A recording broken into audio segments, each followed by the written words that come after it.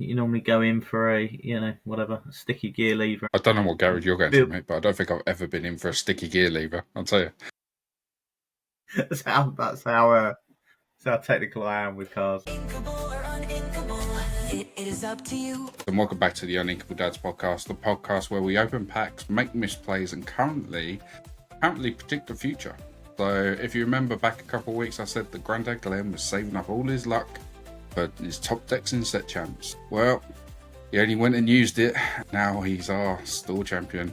So that's right, the man who couldn't draw a bodyguard to save his life has now gone and written his own fairy tale. So congratulations. Thank you very much. Thank you. Felt like it's been a while coming. Felt like I was lagging behind everyone else that's got one of those flashy playmats to unroll. So, yeah, really nice to get one. And not just be able to play this game that we all love and to do well at it and get a nice prize out of it, but to be able to do that with my granddaughter along was fantastic. I think she was excited as I was, and to do it in a room full of mates, which was great. So, nice. Several of us sort of travelled to this store champ. So there were several people I knew. In fact, I played more people that I knew than I didn't know. So yeah, really nice, really good weekend. No, good. And a good Uninkable Dads weekend, right? Because yeah. I mean, I didn't have a bad week. It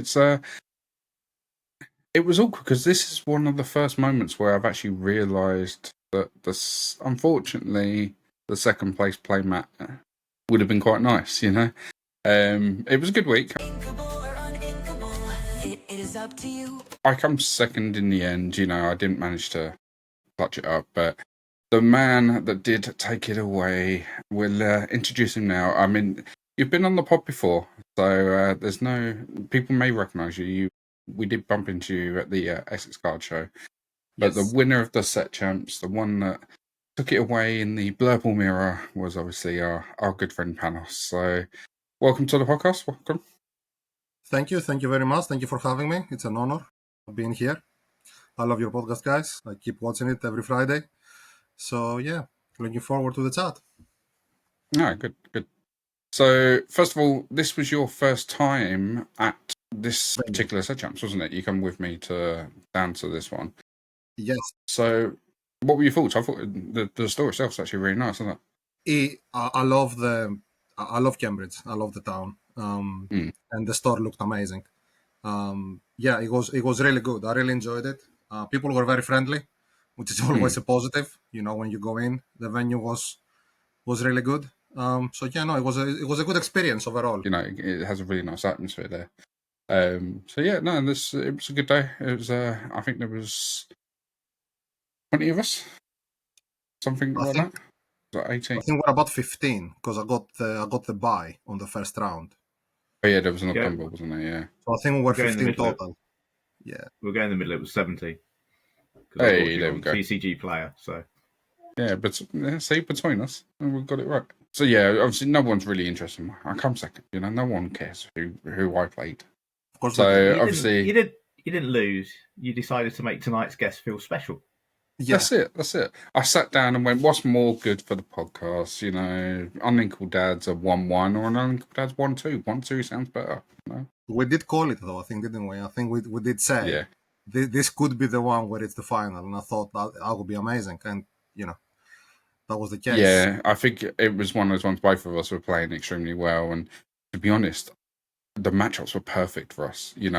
I built my deck slightly differently to you did, how you did. So you've gone for a very traditional sort of blue purple with the Ursula in there, and I went more aggro control version. So I've got the Scrooge in there and stuff like that to get rid of, I can one-shot a Tiana without having to pay the Tiana tax and stuff like that. And it worked perfectly because I drew into the ones that I had to deal with. You drew into the games I would have struggled with, and then we met each other in the final. So yeah. There were, I think, all the games were tricky in a way. The first game was one of the two that I didn't want to find, and one was Amber Steel. for obvious reasons. And of course, the worst nightmare is dogs. I had only one deck. No, that's a lie. I had two decks with me the day, but I was always going to play the Blurple. I think my other deck is the Amber Steel, which it's a bit of a love-hate relationship. It's an okay, it's a fun deck to play, but I hate so much finding against me, so I can't find myself playing it. So it was gonna be Blurple, and I chose the list because after, as you know, a lot of tries of trying to experiment with different things, I ended up saying, you know what, I'm just gonna go back to basics, and it seemed to work. Yeah. Like I say, it's one of those ones. As soon as we realised we were 1 and 2 and going into, you were top choice, I was second, and we knew it was going to be us in the final. I turned to you straight away and went, "This is yours." You know, in the mirror, you've got me every single time. That first game, though, you know, it was. I don't think I've had 4 Uninkables in a row. Yeah. So to To sum it up for everyone, it was basically Panos won the dice roll, so I was ultimately, lost the game at that point. And I was like, right, okay. And he went, no, don't say that. One of us could brick. So going into game 1, I got Basil down. I ramped.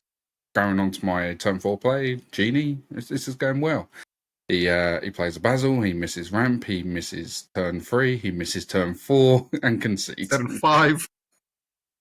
It was basically, what was it? 2 Elsas, 2 Hades, and a 2 Genie Hades. in hand. 2 Hades. I had Hades in hand because I think I had to play, because of my hand, I had to play an early Into the Unknown, if I remember correctly. And that left my hand really low. And I had a Hades in my hand, and then I drew a Hades, and then my next draw was an Elsa, and the last draw was a Genie, where I considered the game because I haven't thinked for 3 turns or played the card. So it was. Yeah, at that point I had enough to sing Second Star, and I had Second Star in my hand as well. So it was only. I don't go think in one way from Lorcana, there. especially, if you pass for 3 turns while doing nothing, there is any chance of turning the game around. To be fair.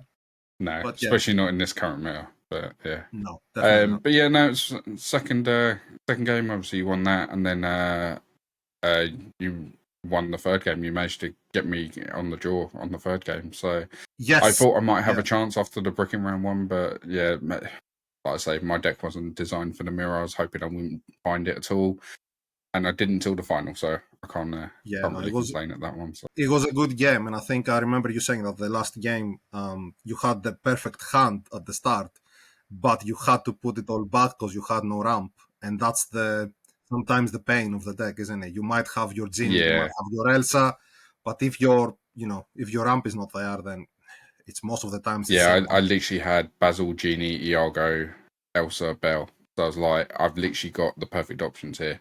If you go evasive, I've got the Iago to answer it. If you don't, I can play Genie, and then no ramp in that. So the whole lot had to go back. And luckily, the 6th card on the draw of putting it all back was the ramp. So I needed to put all of it back. But yeah. But no, it was good. It was a really good day. I really enjoyed it. I think a couple of the people who go to the set champs have now started following us and stuff. So thank you very much. That's brilliant. If you have come across. And yeah, no, it was really good. Panos, was this your first set champs win? Was this your first set champs match? This is the first set champs mat. Yes. I've started, I think, set champs in set 5 with Simmering Skies. If I'm not mistaken, I think they were giving mats for second place there also. But I think I went into 1 or 2 semifinals, but I couldn't make it through to the finals. And then when they stopped the mat, I think I've reached very close in winning a couple of times, but I could never take it all the way. So this is the first time of actually winning a set championship. Yeah. Nice. I'm very happy with it. Oh, it's one of those ones as well. It's like no one enjoys losing in a final, but if I was going to lose to anyone, I gracefully took the loss, and But it did sting a little bit. I've got to admit, I do understand now why people are like, we need second place prize. And I'm like, no, you don't need second place. Just, you know, it's fine. And then I come second, I was like, a mat would be quite nice, in fairness. I think then it hurts. It feels coming top 8. Everyone gets the card, and that's amazing. But sometimes it feels that if you get top 8, a lot of times you'll see people being like, I might as better go, because it's only the winner now of the top 8 that's going to get something extra, isn't it? So I do agree. I think you do need, if it's not a mat, I think it might needs to be something else for second place, third, fourth. I did think like One Piece I know. does the promo box. I think they also do, don't they do stamped cards? So you get like first place stamped on one, second place stamped on another. I think so. I haven't followed I think it that was closely. One Piece. But yeah. But I think I think Harlan was talking about that some of the One Piece cards do have that. They have a massive first place like stamp in it. That way it's like embossed in it, really sort nice. of thing. So that way, you know, only the winner can have that, and then at least there's a second place card. But yeah, no, it was. We'll have to see what they do in the future. I don't think they'll bring mats back. I think it was one of those ones of they did it to really build up set champs, and then they sort of went, we can't justify keep giving out all these mats. The mats, yeah. Yeah, the bigger and bigger set champs got, the more and more expensive it becomes, because obviously they send it out for free at the end of the day to stalls. So it's one of those ones, you know, they've got to look after the bottom line at the end of the day. I do think they will improve it. I mean, I know it's been out, Lorcana has been out now for 2 years, but in the scene, it's quite a new game, isn't it? So I'm hoping that they're going to keep improving it, and I'm very hopeful for it, to be honest. Yeah, good. If you just bring up Panos' deck again, so I know we've seen it, and I know people will have seen an awful lot of Blurple over the last few weeks. But I don't know, if there are any cards you want to sort of pick out of this list, Panos? Were there any particular decisions when you're putting it together, or any particular cards that really stood out for you on the day? Yeah, so on the day, I think MVP was Ursula. I managed to do the combo of Ursula and Into the Unknown about 3 times, I think, on the same day, which is quite good, because normally you rarely see it working. And it's such a tempo swing if you manage to do that. I think it changes the game completely. On one of the games, I got really lucky. I felt bad. My opponent was playing Amethyst Steel, and I didn't have a lot of cards in my hand. I think I had 1 or 2 cards, but I was on 7 ink, and he was putting threat after threat. And for literally 4 draws, I kept top decking Hades, and it was Hades after Hades after Hades, and it just swamped. And yeah, I think I would probably have to give it to those two, Hades and Ursula. Right. The villains so your opponent had more ink than they've ever had in their life playing Amber Steel. Yes, pretty much, yes. But no, I think the villains have worked really well for me that day. It's interesting. 2 of the biggest villains in the deck, and they do the most work. I know, right? No, the deck, I was experimenting on the last set sums, because I've only managed to do 1 before this one. I tried to experiment quite a lot. I was worried about the item decks, so I actually played 2 Cuscos in it, the 6 cost. Mm-hmm. I also changed 1 second star. I played 1 second star, and then I chose the blue one, which lets you look 7 cards and pick 2. Dig a little deeper. Yeah, because I thought I play the Elsa, I play the Monstro, so technically I could sync it with just 1 character. I tried that. I cut a bit on the Hypnotic Strength and the Iagos, and I decided to go the Kida route because of the ward and also the extra ramp. But they didn't really help me against the matchups that, you mostly lose. So I decided, better stop experiment and go with the one that you probably will work. And yeah, that's what I decided. So you've been playing Blurple for this set. We're going to be talking about some of the new cards that are being revealed a bit later on. Have you had a look at some of the new cards? I have, yes. About what you might be playing in the next set? So Blurple has been the deck I played this set and the previous one. The reason being the bans on the blue decks with Hiram and the Popsicle, because I used to play red blue most of the times. That was my deck. I loved it even when it was losing. I was still playing it because I just had so much fun with the deck. I'm mostly a control player. I will try and play the fast decks, but they're not decks that I will take with me in tournaments most of the times. I enjoy the control part of the game. As everyone, if you play red-blue, the choice of deck now, it's going to be Blurple. I think it's the closest into control that you have. So, yeah. I've enjoyed the previous set before Fabled came in a lot more than this one. This seems a bit more I mean, I know Blurple has the same lines of your first 5 turns are basically the same ones, and to be honest, most of your gaming will be the same. But it just felt a bit different in previous sets than this one. So yeah, but your question, I have seen cards. I think I'm very excited about Cinderella. She looks, I think it's gonna be the chase of the set. Even though we don't know all the cards yet, but it seems so strong. Yeah. Being able to ramp is just, especially after we lost How Far I'll Go on blue. I think replacing that with a Cinderella on turn 4, I think it's going to be massive. Yeah, it's basically a 2-for-1, isn't it? It gives you a character on board, lets you ink and draw a card, so it replaces itself and you get to ink again. So yeah, it's kind of a mixture between Alpha, Tala, and Bell. Yeah, it is. It is. I mean, I know it's uninkable, and even if you want to play her in Blurple or Red Blue, you will have to be very cautious of how many uninkables you're going to have. I'm hoping that we're gonna have a meta that you can play a Red Blue, and I can put my four Maleficents in it, which I could never try before because I never had them. So yeah, I know it's very late game, but you can hope, can you? Yeah, no, I mean, it's. I think it's getting there. We're not far off.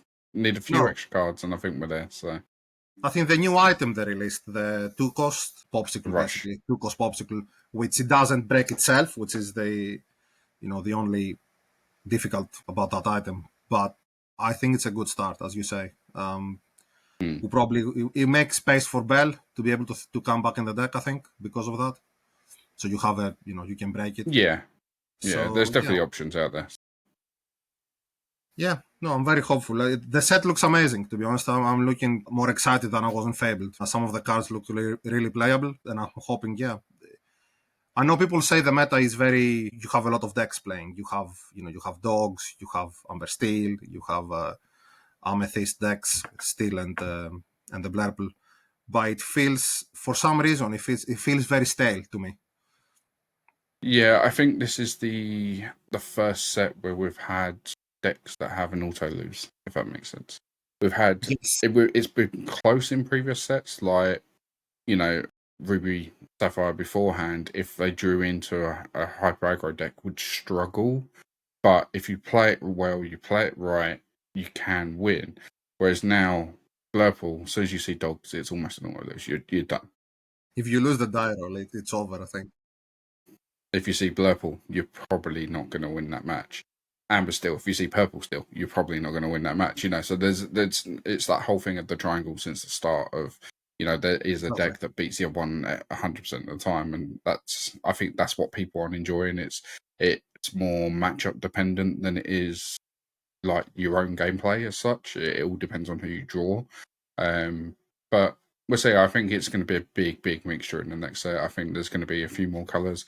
I think pretty much any deck's going to be viable just because each individual colour seems to be getting stronger. So therefore, no matter what you pair it with, you're going to have a strong deck, especially at the beginning when people are trying out all these different combos and all the different things. So one thing I didn't notice is obviously Fabled we've had for 7 weeks. So we've got 2 weeks left. We've had for 7 weeks. Yeah. The next set is 14 weeks. Which is so good. We have double the amount of time of what we've got with Fabled. So where we are with Fabled now, we wouldn't even be halfway through on the next set, which is nice. It's going to give us a long time to, really get testing with things. And it also means that set champs is going to be further away, if that makes sense. So it gives us longer to prepare for set champs and stuff like that. So yeah. I think this should be around January, I would imagine now, set champs. Yeah, it's normally the month before the next release. So, Yeah. somewhere around there. And also 14 weeks will help the pocket a bit too, because having a set after 7 weeks. Yeah, definitely. Yeah. It wasn't great, but I am looking forward to it. One of my things I think that many people, we have discussed, I know, on our Friday nights, is that how Lorcana has that certain thing that every color does a thing, except if we change it a little bit. What worries me a bit, especially with all the amount of new cards we have seen so far, is the amount of draw that purple has, and it doesn't seem to be reducing it at all in the next set. The majority of the cards I've seen that are purple do something that draws you cards. It just makes me feel that makes it tier 1. That color is going to be tier 1, whatever. Yeah, no matter what. Because of how much it draws. And I'm worried that on the long run might be a detriment for the game. That's my thought. Yeah, we're going to have to wait and see. I mean, currently we do have 2 purple decks that are in the top tier, but we also have 2 that are nowhere near it, you know, when you look at green, blue, and amber steel, you know. So I think it could have a good mixture, but until we get the full release of what's coming next set, we're not really going to know. But it does seem like Blurple are getting a little bit more draw, but it seems to be more conditional draw now. You know, makes it a bit more difficult. I think some of the other colours could have a bit more draw, but it just needs to be draw that fits in with the flavour of that ink. Yeah. So, you know, if amber heals and draws, that fits, right? There's no reason why you can give amber more draw in that, and you're still staying within the characteristics of that ink. Yeah, exactly. Kind of thing. You know, ruby could have more challenge. It's challenge, yeah. But no, I 100%. think you're right. It does feel a little bit lopsided towards Amethyst, but lots of cards still to come. So we only need to see 3 or 4 good cards that give draw in other inks, and it balances out, right? Little elephants. I think the game has just slightly changed. I think we, as players, we've got to get out of the habit and the expectation of having 6-7 cards in hand. You know, that's not a thing anymore. You know, you're looking at keeping 3, 4. You know, that's a good healthy hand size now. Whereas if you had 3 or 4 cards in hand before, you'd be like, I need to do something here to draw more. You know, this isn't enough. Absolutely. Whereas now I think we need to slowly get used to the fact of that is how the game is going to be, which then makes more sense on why green lost a lot of its discard, because now discarding 2 is so much more impactful, because that could be half of someone's hand instead of 2 cards of 7. Yeah. So I feel like that's why green's had a little bit of a low on the discard, but when you look at hand sizes, it's not. It's still a decent chunk into their hand. So, but I think that'll just come with time, and you know, until we see this set and the next set on whether that's going to change, I've you know, we'll have to wait on that one. But I mean, yeah, that's it. 14 weeks time. So you have been on the podcast before. So we have asked you the soup question before. Now, as our first repeated guest, we won't ask you the soup question again. But I don't know what I'm going to say there. I lost track of what I was going to say. I was getting excited because I didn't know what you were going to say either. I'm like, this is good. Let's come up with something new. We've got a new question. I just couldn't think of anything. I literally thought of it on the spot because I was like, soup question. Oh crap, you've done soup question. Right, we need. You want me to tell you a funny thing I've done a couple of days ago, because I thought you might do the soup question. I found on Google a quiz that you answer 20 questions and it tells you what soup you could be. We need this quiz. So you need to send me a link. It was so funny. And apparently it said I'm a French onion soup. Yes. Okay. Yeah. So we'll update you. What we'll do is we can do a soup 2.0. 2.0. We'll update you on the list as now as a French onion / tomato soup. Yeah. The tomato soup was boring, but I like red, as I said, so it felt that it fits. Yeah, and then at the time that was quite nice with the bee prep, and French onion soup does feel a bit more. What's that? Green steely? I don't know. It has layers, doesn't it? Because of the onion. I'm not sure. No, well, you know. Yeah, no. Thank you very much for coming on, and Thank you. We'll let you go. We Enjoyed won't it. eat up too much of your evening. So, but thank you for joining us, and we will see you again soon. Thank you. Continue the good job. I really enjoy you guys seeing you, and yeah, I will speak to you soon. Okay, so we've spoken to one set champs champ, but it's not the home Uninkable Dads champ. So coming in, how did you do? How did it all fall into place? What did you do? Just turn up, kick everyone else out the store, or? Well, actually, there is a story a bit later on. But first of all, I was quite impressed by the photos of your set champs because the room looked clean, which was wonderful. So I turned up with Lily, and I think we were not quite the first ones there. There was one person just in front of us, and then we went through to a room that didn't look like that. This very, very cold, small room out the back with some disused stuff lying around, wallpaper peeling off the walls, a bit of mould in places for good luck.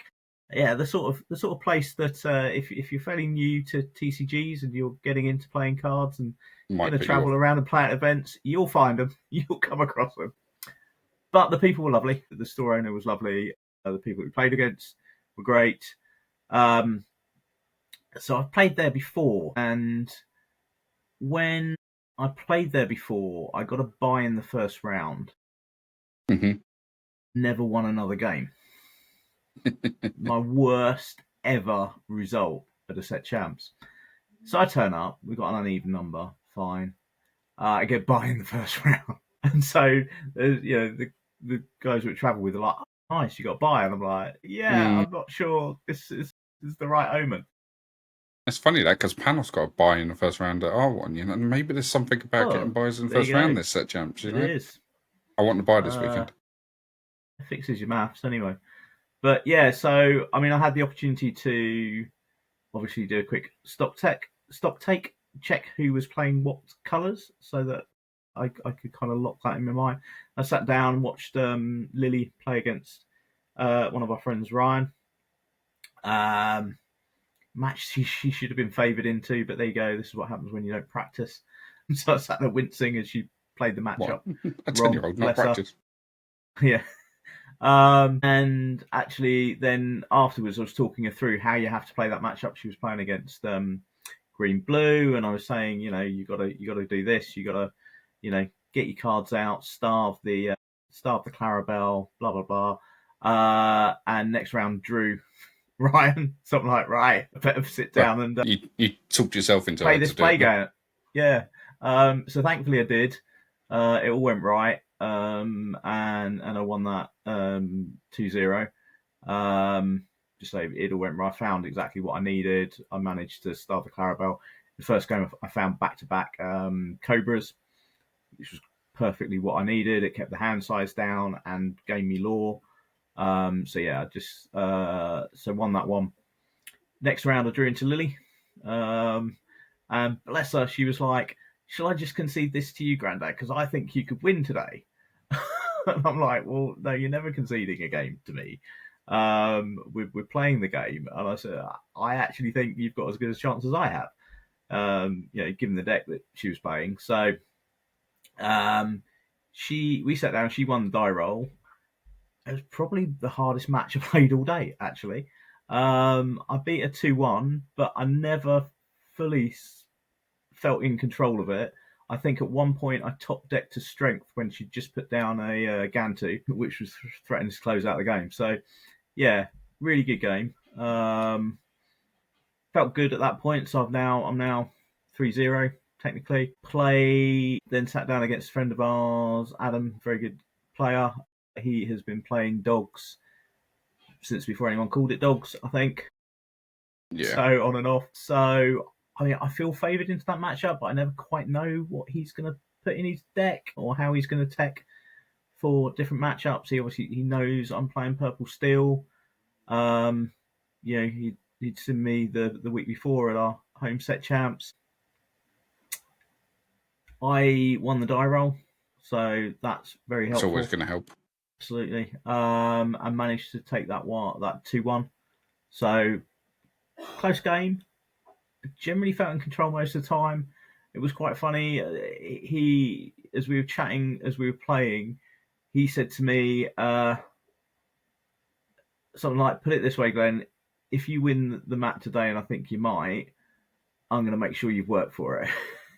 And he made sure I did. He got that damn Chromicon down and made me think about everything. So, That's it. yeah, Chromicon on You got to board, love and it's like, Chromicon maps.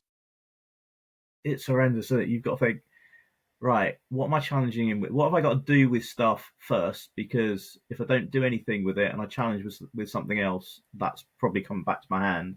So do I quest with it first? If I quest with it, have I then changed the choice that my opponent might make because they're more likely to bounce something that's not exerted back to my hand to avoid that being able to challenge? So yeah, it was a bit. There was one point where I nearly put my hand down on my ink. I'm normally really disciplined with where I put stuff, and my hand goes over here away from me, and normally dice go on top of it if I'm putting it down.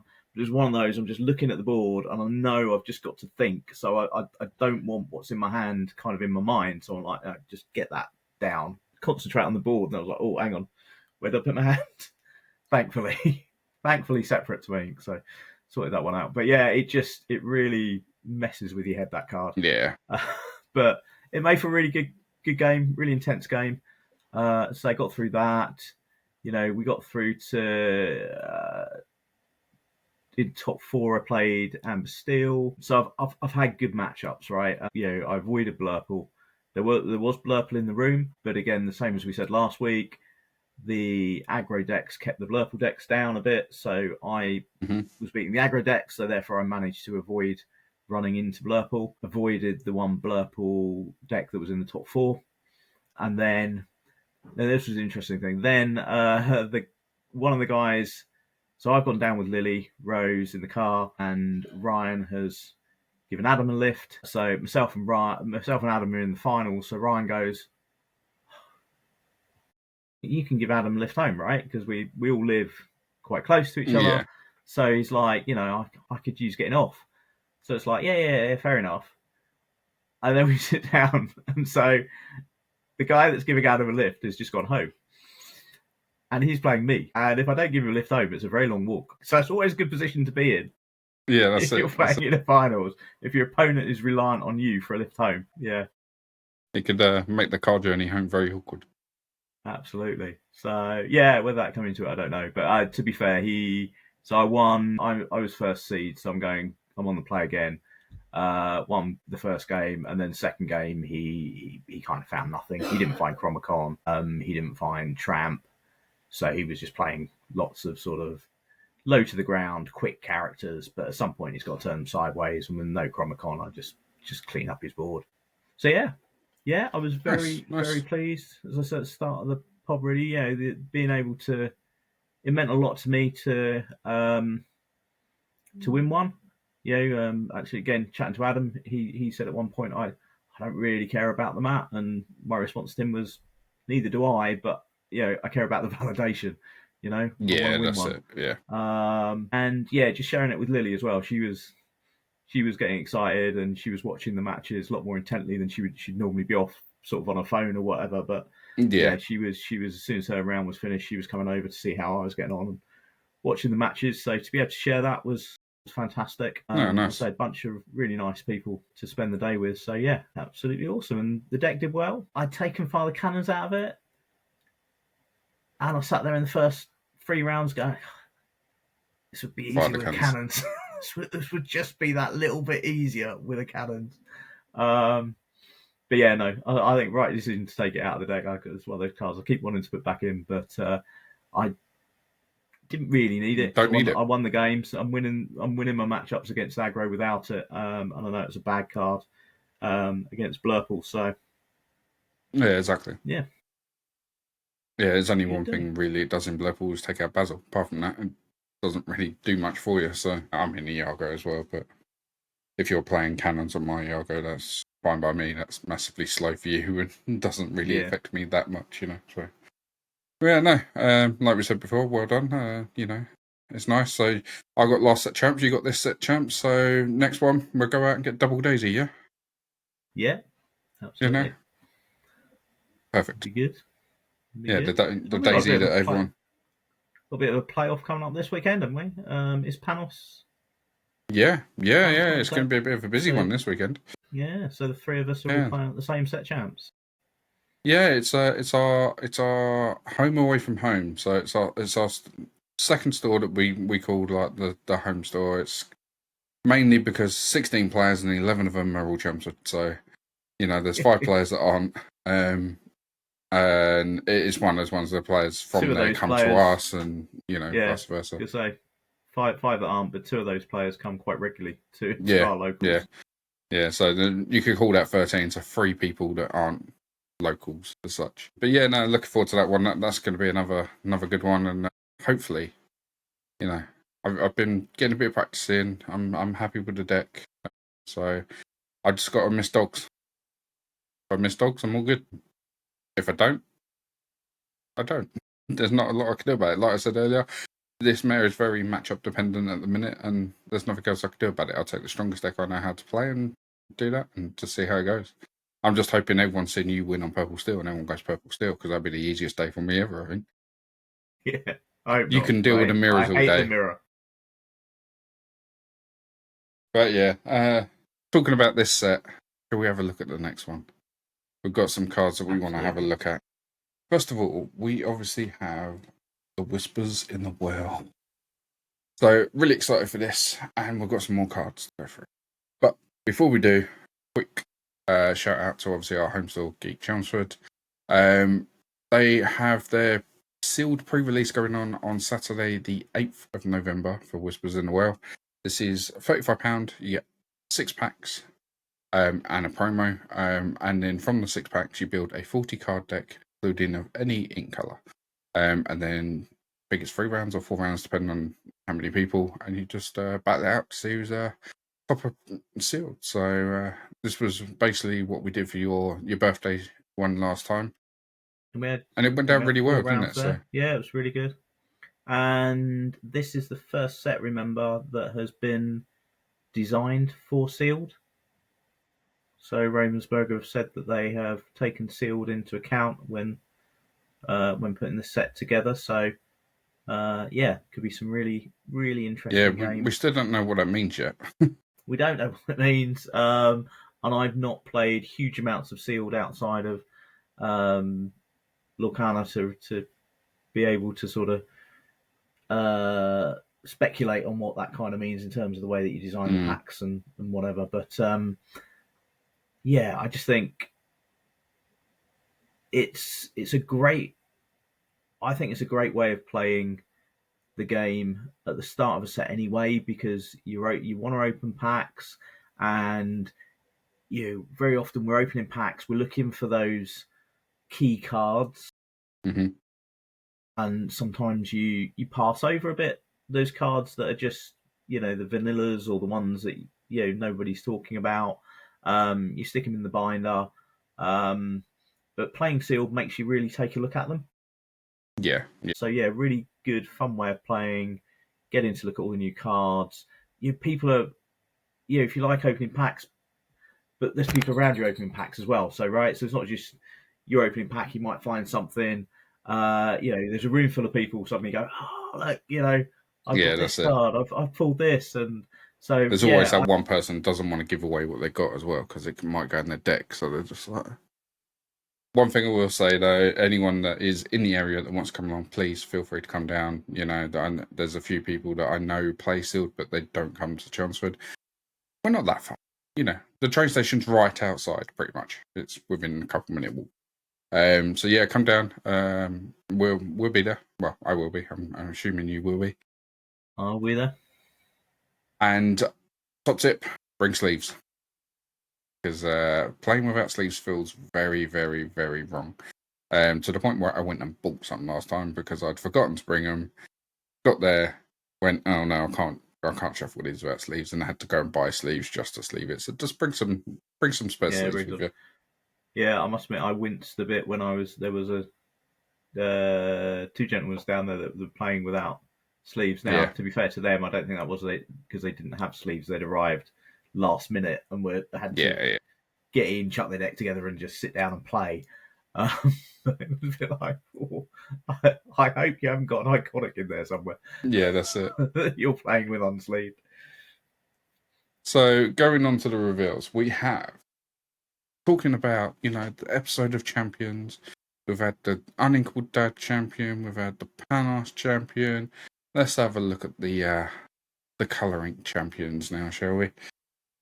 So here we have Mickey Mouse, which is a 4-cost inkable amber card, and his name is Mickey Mouse Amber Champion. So he's a 2-strength, 5 willpower, and this is where things start to get interesting. So this has the ability of your other amber characters get 2 willpower. So gone are the days of 4 strength for a Daisy. This is now 6 strength Daisy. This is now a 6 strength Tiana. I don't want to play against this. This is nuts. This is nuts. Crazy. Absolutely crazy. So I hadn't seen this card before. No, there's a few here that you haven't seen. So yeah, 6 strength Daisy is nuts. But so you can't get rid of their board, and then all of a sudden this thing can sing Under the Sea on its own and get rid of your board. Yep. The scary thing is this isn't exerted, this isn't on quest, this isn't on play. This is the card on board, everything else has +2. Including himself. Yeah. Right? So and then you just need 2 more. Daisy, Nala, Tiana, Mickey. You don't need Pluto anymore. You just play Mickey. Like what? Pay 3 to damage something because of Tiana, and then you've got this thing on top of it. And then because those cards can't be removed, you're going to have 2 or more amber characters in play. That's going to be fairly simple. And to make things worse, and so you swinger 8. You get 2 down. 8 strength, 8 willpower Daisy. Yeah. Russian burger? Is this a mistake? Is this a joke? Yeah, this is crazy. So carrying on from there, we have Amethyst champion. So we've had Mickey, why not Minnie? So it's a 4-cost inkable, 2 strength, 3 willpower, and its ability is mystical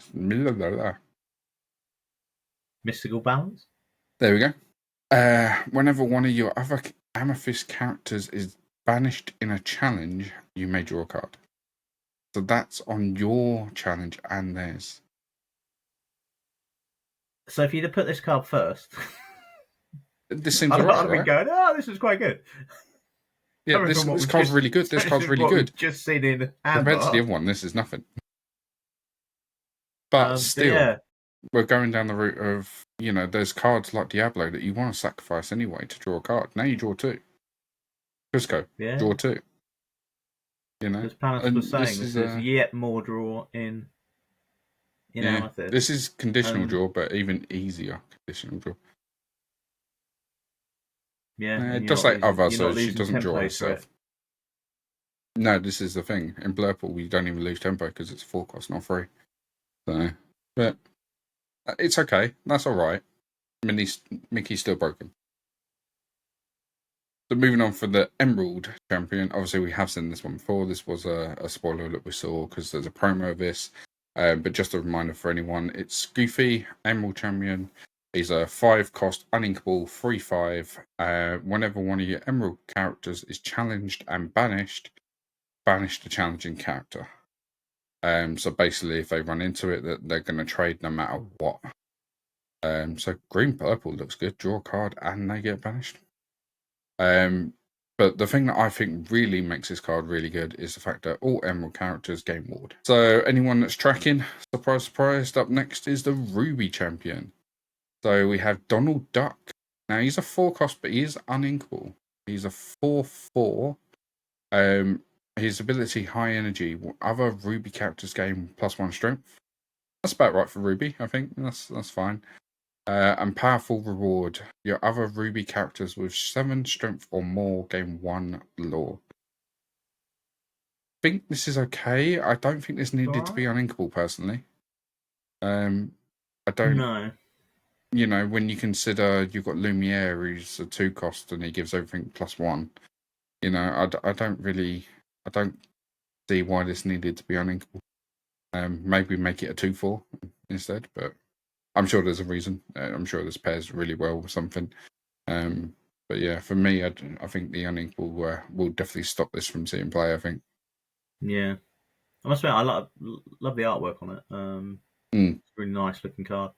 But yeah, I agree with I you. should have gone in reverse order here. The Can't Amber see one's where- just. Yeah, one's nuts. I mean, that card is nuts. So going on to the Sapphire Champion. So this is a 5 cost, so we've stepped up the ink cost now. It's an inkable 5/6, so good stats on this. And its abilities are steadfast, so your other Sapphire characters gain resist 1, which is quite good. That's quite nice. Whenever one of your Sapphire characters quest, you may look at the top card of your deck, put it either to the top or the bottom. So that's any Sapphire card. So that's a nice way of giving Sapphire that they don't necessarily have loads of cards in hand, but they always find what they need, don't they? Because they're always like sifting through the deck. So this is actually really nice. This is, going to give Sapphire a little bit of reach there to find the cards it needs, which then would help this being paired outside of Amethyst.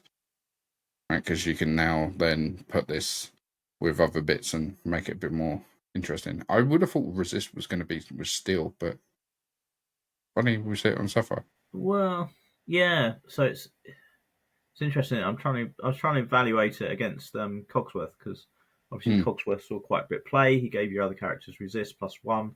That was obviously all other characters, not just Sapphire characters. But he had a much weaker body. Did have ward though. Did have ward, yeah. Yeah, I think this is good though. Like you say, being able to cycle through your deck to find the answers. Giving your other characters resist +1. It's a good sized body. We're getting some good sized some bodies in really this set, really stats. I mean, you need to with whether that there's Mickey. a bit of power creep, coming in. Yeah. But yeah, that's a good point. If you're gonna if everything's gonna have 8 willpower, you're gonna need it. Crikey. And then last out of the champions is the Steel Champion Pluto. He's a 5 cost inkable 5/5. Again, big stats compared to what we're used to seeing. And his ability, winner takes all. So during your turn, whenever one of your steel characters banishes a character in a challenge, gain 2 lore. Calhoun Callahan getting 4 every challenge. That's big. Do we play when you play Fazu? another steel character, you may banish chosen item. That might not seem relevant, but I reckon that could be, It's like Chromacon. It's like your deck, you wouldn't want to run Venger, really. It's a bit like, it's okay. You just put this in instead. Yeah. I think gains 2 when you challenge, and you can banish an item every time you play a steel card, I mean, could this be something that Ruby Steel needs? Mm-hmm. I mean, you pair this with the Mushu. The Mushu, Fazu. Yeah. I mean, you could be gaining like 5-6 lore challenge. You get 2 of these down, that's like, and a Calhoun, that's 6 lore challenge. Ready her up, go again. Yeah. Be interesting to see on this one. Yeah, I think the Pluto's okay. I think the Amethyst one's okay, but I think Mickey's broken. There's going to be some big stats. We're going to suddenly see something that sort of counters him somewhere, but unless there's got to be. Unless there isn't a direct counter for him, he looks crazy. Yeah, the only easy counter I can think of for him is obviously Hades and stuff like that. Well, what was his stats? He's a 2/4, I think, or 2/5, something like that. Go back 2/5. So he gets under the seed. Yeah, he can. Yeah. Good point. Yeah, so under the sea is his main weakness, or a targeted removal if there is anything. It does say other Amber characters as well, so he's not buffing himself. But if you have 2 of them, they will buff each other. I think that's just going to be awkward. You know, there's going to be a lot of aggro cards that are really going to benefit from that +2 willpower. So moving away from. Need to catch up with the lore on this set as well, but I just know they all seem to be. I don't know. They all seem to be in a similar environment or dressed similarly. Yeah, they all seem to have these like outfits on, don't they? But these do anyway, and these are the champion. So it's quite interesting because they're all in their own different color area as well. So is the ink whispers in the well? Is there a well for each color? Maybe. I don't know. We'll have to wait and see on that one. So going on from there, we've got a few other ones that just jumped out at us. So we have Junior Woodchuck Good Guidebook. I'd be saying play guidebook. I'm not reading that out every time. Does a woodchuck chuck if a woodchuck could chuck wood? Right. Anyway, item. We were just saying about item. Yeah, there you go. So this is although it dispatches itself. So this is a 2-cost item that on exertion. So you can't. Can you do this straight away? You can, can't you? Items don't need to dry. So plus for 1 ink, you can banish this item to draw 2 cards. So basically, for 3 ink, you can draw 2 cards. So friends on an item. You can't sing it. This is the hard Would you replace Finders? Would you replace Finders Keepers and say, well, I draw less cards. I only draw 1 less card, but then I haven't got to skip my turn. I can play a character. This is true. This only costs 3, and I suppose you don't have to trigger it on that turn. So, like, if you've got 2 inks spare, you can play it, and then next turn trigger it. Draw 2 cards at the start, and then go from there. I think this has possibility of seeing play, definitely. I think it's one of anything that draws cards. You know, this is a split ink as well. Like you say, you could play 2 on one turn and 1 on the other to draw it. It's, you know, so maybe with a bit of item synergy, if you could bring this back, you know, say with a Tamatara, so Blairpool, Tamatara, this, draw 2 cards for 3 ink. It's pretty good to me. It's a slightly slower popsicle, but, you know, still an option. Going on, we have Signs of Bounce coming back a little bit. So we have Olaf, Helping Hand. He's a 1-cost inkable, 2/1. When this character leaves play, you may return chosen character of yours to your hand. So whether he's challenged, whether he's put in the ink, whether you bounce him, anything, you can then bounce something else. I don't know whether it's good, but it's a sign that bounce is, you know, starting to creep back in. It's not a fox, it's not a snake, but it's better than nothing, I suppose. Or is it? Is nothing better? You're in less control of this than you were with all the other bounce cards. Yeah. Because it's when it leaves play. It's a 1-cost.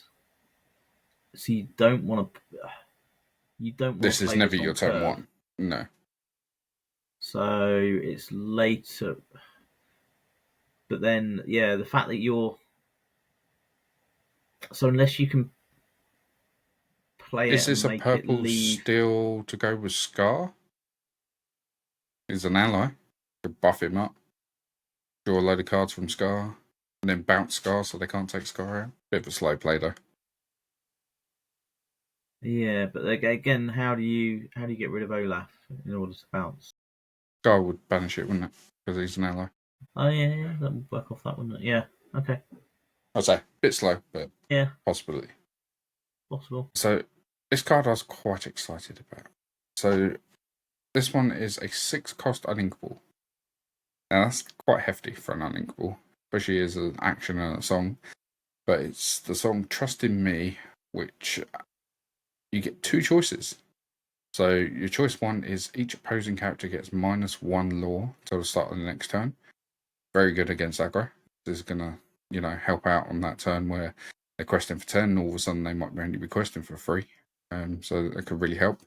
Or the other ability is each opponent chooses and discards 2 cards. As we were saying earlier, I think discard is at that point where 2 cards is actually quite a lot. When your hand sizes are so much smaller than they were, 2 cards is quite big. So yeah, I don't know whether this sees play because of the Uninkable, but I like the idea. I like cards that give you options, because if this was, each opponent discards 2 cards, it never sees play. For 16, it never sees play. You just play 2 Sun Shields. But the fact it's got options so it can save you, that's what I'm thinking. Potential bringing it back Maui. With Maui. So use it, challenging, use it again. So there's options there. It'd be interesting to see if this one sees play. One that I think will definitely see play. Do you want to read this one? So I haven't seen this one before. So this is a 3-cost inkable action song card. Malicious, mean, and scary. Doesn't sound too Disney friendly, does it? But what's that? Is that our review for Uninkable Dads? Absolutely.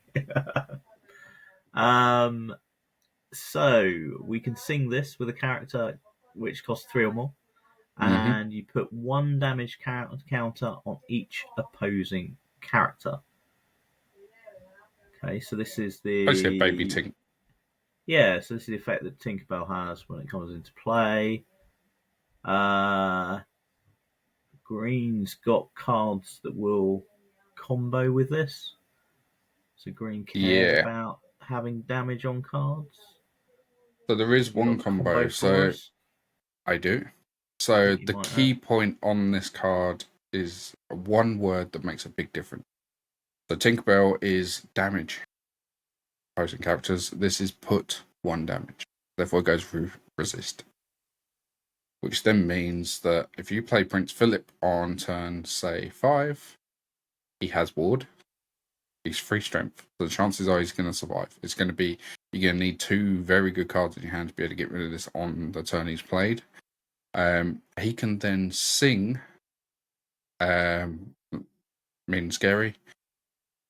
When he does that, he would be exerted, but that doesn't matter because you can then shift for 6 the big Prince Philip, which on play will banish all characters that are damaged on the opposing side. So mean scary will put 1 damage on every character, whether they've got resist or not.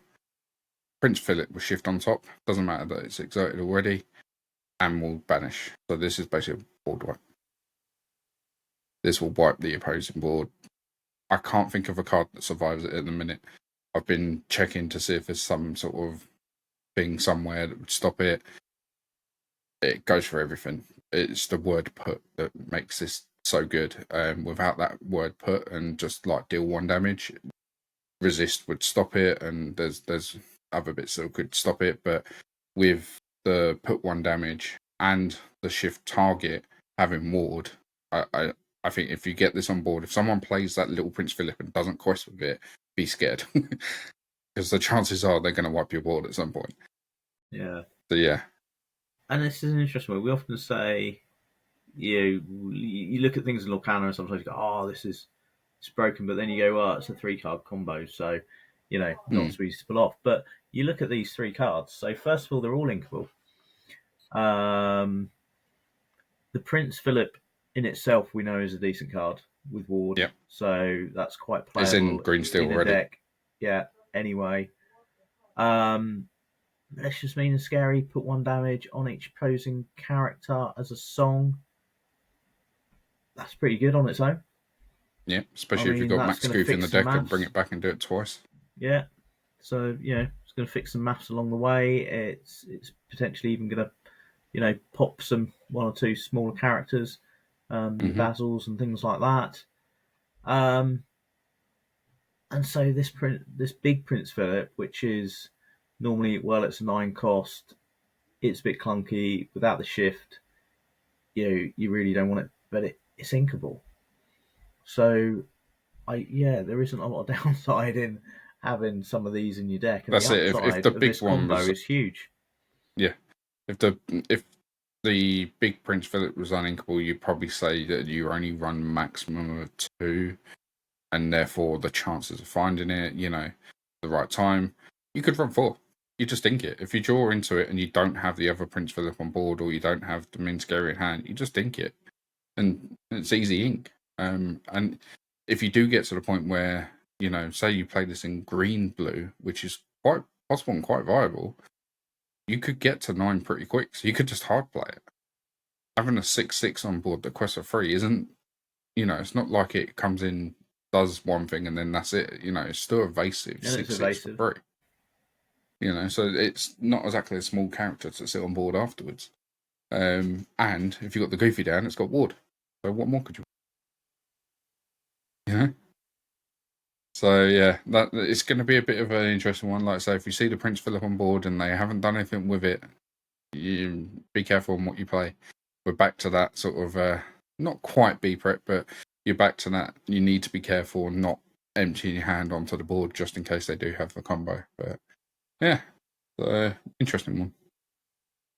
So going on from there, we have a couple others for you. We've also got the Sword of Hercules. So this is a 2-cost item, inkable. Has ability Mighty Hit.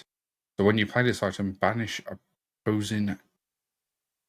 Then I can read it. I just can't say it. God character, basically. That's the one. God character, yeah.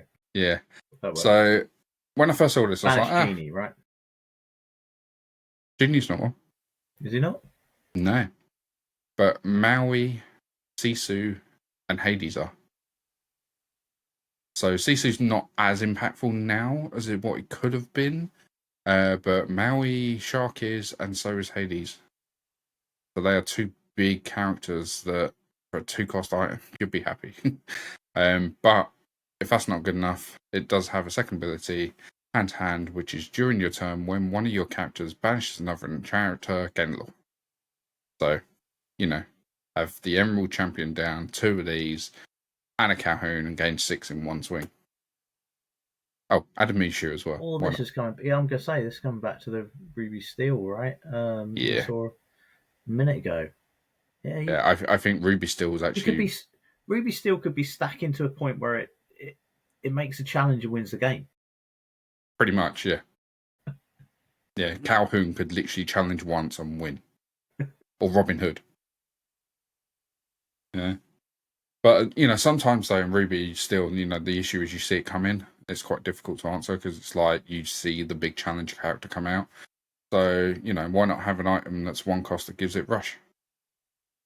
So we have Mushu's Rocket, which is a 1-cost item. I need firepower. When you play this item, chosen character gains rush. And if that's not good enough, Hitch a Ride, 2 cost. For 2 ink, you can banish this item and give another character. So you can use it twice. Yeah. So why not for 7 ink wait off and play Maui Shark and use it on turn? Yeah. And that's nice. We had something close to it. We had something close to it with Vitasphere. Obviously, that was a 1 cost. Give something rush on banish. So it was 1 cost and then you had to pay 1 to use it. So this is technically better because it's a 1 cost and you can use it. So it'd be interesting to see if this sees some playing. I think in a few Ruby decks, this is definitely viable because it's inkable. You don't want to play it, just ink it. So slight change of pace. So we'll have a look here at the new Mr. Smeen Disguise, as I call this one. So this Everybody wanted Diablo back, all those green players. Yeah, that's it. There you go. You got it. There you go. He's a free now as well. Look at that. You just got to play green-red now. Yeah, that's it. Green-red aggro. I mean, not being funny. Green-red in Infinity is looking pretty good. Yeah. Now got a 2-cost free that quest for 2 as the shift target. So, and the last one that we'll quickly look at is one with a new keyword. So we now have the keyword alert. So when this character challenges, this character can challenge as if it has evasive.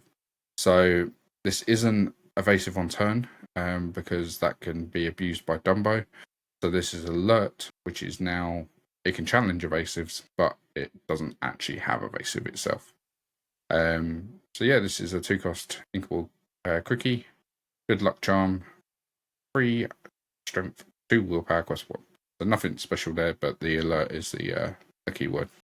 I think this is brilliant game development, by the way. So not only does it mean you can have things that can challenge evasives but don't trigger the Dumbo, Mm-hmm. but also you could potentially have an alert bodyguard. Yeah. So you couldn't have an evasive bodyguard because those two cancel each other out. Yeah. Because it's evasive, then yeah. it's So you not could have bodyguard give anymore. something But you could have an alert. alert bodyguard. Yeah. So you could have a bodyguard that could challenge evasive characters if need be. I think it's very clever game design. Yeah, no, I like it. So going from there, we just got a couple of pairings to look at. So the first one is the 2 reprints. So we've been confirmed that we are having 2 reprints this set. These are cards that were rotated out, so they're currently not in play, which is Dragonfire. I'm sure everyone knows Dragonfire very well. It was a set 1 card. Banish chosen character. Simple as. Pick character, it's gone. As long as it doesn't have ward, you're all good. 5 cost uninkable. The second one is a 3 cost uninkable, and they had to bring this. You know, the set's all about detectives and all this. They got to bring back the OG. So we've got Mickey Mouse Detective. Get a clue. So whenever you play this character, put top card of your deck into your inkwell, face down, and exerted. So yeah, 2 nice cards come back. I think Dragonfire is definitely needed now. There's a few cards in here that are quite scary that you're going to want to get rid of. You know, that Mickey Amber Champion springs to mind straight off. I think that could be quite scary in aggro. Paying 5 to remove it doesn't feel great, but you know, needs must if you need to get it gone. Yeah, so absolutely. Yeah, I'm excited for this. I was just to say, the artwork on the new Mickey I really like. I like the fact they've kind of they haven't gone away too much from what the original card was.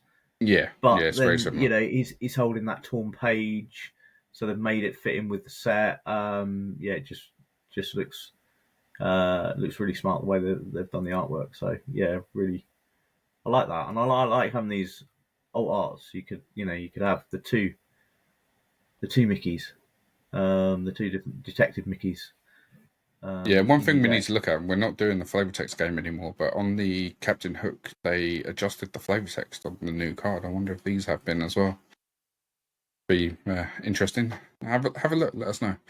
But yeah, no, I like the fact of bringing back cards slowly. Like they know Dragonfire's needed, they know Mickey's needed. Not needed this current set. Fine, we'll just bring it as new art next set. Which is it's nice if we're gonna have this. You know, like next set we'll get a couple more. We'll get a couple more. It brings those alternate arts in without flooding it, if that makes sense. And then we'll have a big rotation, and the rotation will have the standard art in again. So, well, we assume anyway. It means your cards are always potentially live as well, right? Yeah. People You're are a not little got to bit wait worried for a rotation. about, we've had a rotation, so you know none of those cards are any good to me. You know, do I just get rid of them? Well, no, they could be coming back next set. You know, they could come back at any time. And then to finish this off, we now have both of the iconics revealed. So we're on for quite a dark theme in this set for the iconics. Yeah. And they just look stunning. Can I be controversial? I like the Hades more than the Ariel. Don't like them. You don't like them? I don't like. Not as iconics. I just. So we had these amazing Mickey and Minnie, right? Which just they stood out as iconic. The second you saw them, there was something really special and really different about them. I liked the fact it was Mickey and Minnie, and I just kind of expected that was the way it was going to be. So when we got 2 iconics, it would be, you know, 2 characters that go together. Ariel and Prince Eric. Like, yeah, that sort of thing. Yeah. You know, Daisy and Donald. Beast and Belle, Daisy and Donald. I kind of thought we were going to get that, so obviously that's not the case. And then I thought these were unless there's some weird enchanted. hidden Disney thing that they're trying to tell us about Hades and Ariel, you know, but we Yeah, won't go down that road. Yeah, I saw the Ariel first, and I probably didn't have my glasses on at the time, but I just kind of assumed it was an enchanted. Yeah, it's quite easy. I think this can be difficult. I think the only way you're really going to be able to tell is when you actually see the card. I think the card itself is going to look so much different. But obviously we can't do that. So I look forward to that. This visual. Yeah. I mean, you get Ariel, I'll get Hades. Yeah. We'll both have a look. Yeah. Sounds good. I mean, I'm a big fan of Hades, and you know, if we take away whether this is an iconic or whatever, I mean, the artwork's great. It's very. I like the way his hands breaking over the strength and stuff. It gives that sort of 3D effect. He really looks like he's coming around the corner or out of the cavern or something like that. So, yeah, it's really well done as a card. I was a bit surprised though. Again, even though a fan of Hades, you know, we had an absolutely banging Hades Enchanted in the last set. Bit surprised that, you know, it's kind of Hades again. He's got to be the next main villain, hasn't he? You know, we've had obviously Ursula's Return, Jafar's one. He's got to be the next one. Yeah, well, I'd be all up for that. As I say, fan of Hades, I think that could be really cool. There's the next big bad guy. I might have to watch Hercules again. So isn't it on a? It's I've probably got completely the wrong one. It is. Yeah, so it's Hercules that's on the theatre. Yeah, that would be really good. So, yeah. Yeah, there you go. Maybe we'll do an Uninkable Dads trip to the theatre and take our enchanted, iconic Hades with us. Yeah. Or take a pack and open it there. Yeah, exactly. That's got to be the magic, isn't it? If you buy a pack and you go and open it just as the curtain goes up on the Hercules musical, you have to draw a Hades iconic out of the pack. Surely that's no, my luck. Right? I'll pull the uncommon version of that card. So as we're talking about art, you know, let's jump into the art, man. So obviously, last time round we did a art alone cards that you'd want as a mechanic. So as always, we've had a few replies, so we're going to go through them.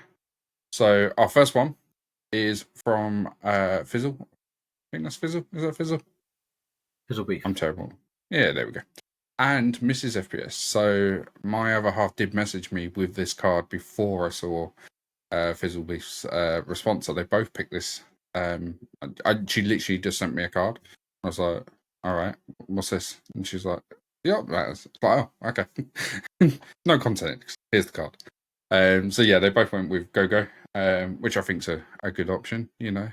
As I said in the thing, they wouldn't fix the card and also enhance it. So you'd come out of there with, I don't know, some, you know, flying card probably. So next up was Joe, who come up with Audrey Ramirez. Hey, look at me, eh? The engineer. So this was another really good pick. I say art alone, you can see this one getting in there, getting the problem solved, and you know, getting it fixed up nicely. Talking about fixing it, we've got to have the good old Fix It Felix. So beginning we went with Fix It Felix. They said they would fix the car, but also not to take advantage. You know, very honest person. You know, trusty builder. He's going to be there. That's it. You know, he doesn't want to be fixing things he doesn't need to be. Yeah, you normally go in for a, you know, whatever, a sticky gear lever, and you've got 4 new tyres and, you know, a new engine and a... I don't know what garage you're going to, mate, but I don't think I've ever been in for a sticky gear lever, I'll tell you. That's how technical I am with cars. So going on from we've got Bev, whose one was unconventional tool. So it looks like it can fix anything. That sounds about right. You know, it can even fix that sticky gear lever.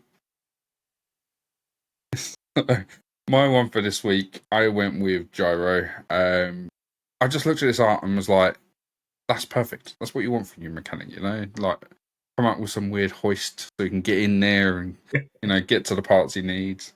You got to take the engine out, mate. Nah, that's all right. I'll just hang upside down. I can get to this bit. It's all good. So who did you go with this week? Very good. I like that. And you've got, yeah. So he's got a little helper there with him as well. Well, several little helpers. So you got your work lights, bargain. handing him spanners. Perfect. So yeah, I was a bit boring this week. So as we know, as I've just said, I know not a lot about cars, and so when I take my car in for a sticky gear lever, I don't want to be paying a fortune for some, flashy mechanic where I get a cup of tea and charge twice the price. So Wildcat looks like your good old down to earth, grease up to the eyeballs, get stuck in, do a decent job, find you a spare part somewhere that you've only got to pay £5 for, rather than the new part that's going to cost you £50. Patch it up and get you on your way. Perfect. Exactly what you want from a mechanic. Get in, get it solved, and get out. So yeah, no, thank you for everyone who did comment on there. And yeah, that was the Art Matters game for this week. And as I said it last week, I am going to do it live. I'm going to check Spotify. Pretty sure no one had. When I checked the other day, no one had commented, but I want to check live for you guys. And we do have a comment, but it wasn't for the Art Matters game. It was just a general comment on saying, great podcast and keep up good works.